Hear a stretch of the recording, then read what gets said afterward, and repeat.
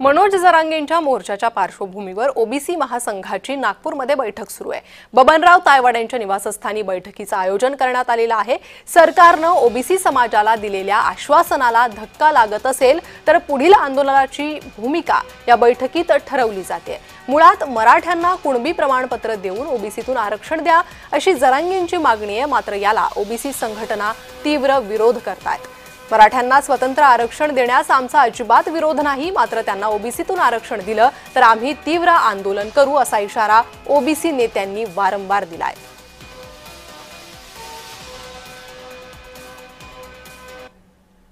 आणि याच बैठकी संदर्भात अधिक माहिती आम्ही घेणार आहोत। आमचे प्रतिनिधी हितेश मेश्राम हे आमच्या सोबत जोडले गेले आहे। हितेश, एकीकडे मनोज जरांगेंचा मोर्चा मुंबईकडे रवाना झालेला आहे, तर दुसरीकडे आता ओबीसी नेत्यांची ही बैठक, काय अपडेट? मनोज जरांगे पाटलांचा जो आंदोलनाचा जो इशारा आहे ती पार्श्वभूमीवर जी आहे, आता राष्ट्रीय ओबीसी महासंघाची देखील राज्यव्यापी बैठक जी आहे ती नागपूरमध्ये चालू झालेली आहे। 15 ते 20 मिनिटं झाली आहे ही बैठक चालू आहे आणि या बैठकीमधून मराठा समाजाला ओबीसी मधून कुठलंही आरक्षण देऊ नये याकरिता ही बैठक घेण्यात येत आहे आणि या माध्यमातून पुढची जी रणनीती आहे ती देखील इथे या बैठकीमध्ये ठरवण्यात येणार आहे। पुढे ओबीसी मार्फत कुठलं आंदोलन करण्याची जी काही दिशा आहे ती दिशा देखील या बैठकीमध्ये ठरवण्यात येणार असल्याची जी माहिती आपल्याला सध्या प्राप्त झालेली आहे।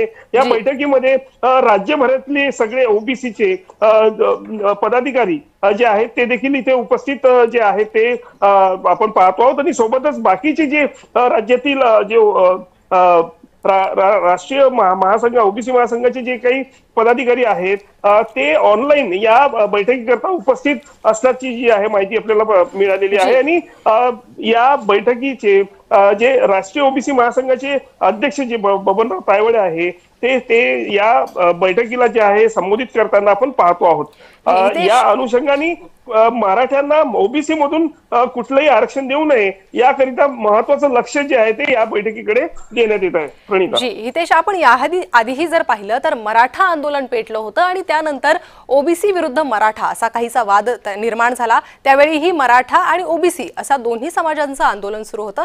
आताही तसाच काहीसा आंदोलन होऊ शकतं आणि हे दोन्ही समाज रस्त्यावर उतरू शकतात अशी काहीशी परिस्थिती पाहायला मिळते, कारण मनोज जरांगे मुंबईच्या दिशेने रवाना झालेले आहे आणि इकडे ओबीसींची बैठक सुरू आहे, इशारा देण्यात आलेला आहे। नक्कीच बघितलं गेलं तर मनोज जरांगे मुंबईच्या आझाद मैदानावर जाऊन आंदोलन करण्याची जी भाषा करत आहे त्या पार्श्वभूमीवरच राष्ट्रीय ओबीसी महासंघ देखील आता त्या अनुषंगानेच बैठक घेत आहे। पुढी ओबीसी कडनं आंदोलन जे करण्यात येईल ते कशा पद्धतीने आंदोलन करण्यात येईल, कुठे करण्यात येईल या सगळ्यांबद्दलची जी चर्चा आहे ती सध्या बबनराव तायवाडे यांच्या घरात जी आहे ही बैठक चालू आहे। आणि त्यामुळे आता या बैठक झाल्यानंतर काय पुढील यांची रणनीती काय आहे ती आपल्याला माहिती मिळेल। अगदीच देश आता ओबीसी समाज नेमका काय निर्णय घेतो या बैठकीनंतर काय अपडेट मिळतात त्या संदर्भात तुमच्याकडे अधिक अपडेट घेणारच आहोत। तुर्तास धन्यवाद या सविस्तर माहितीसाठी।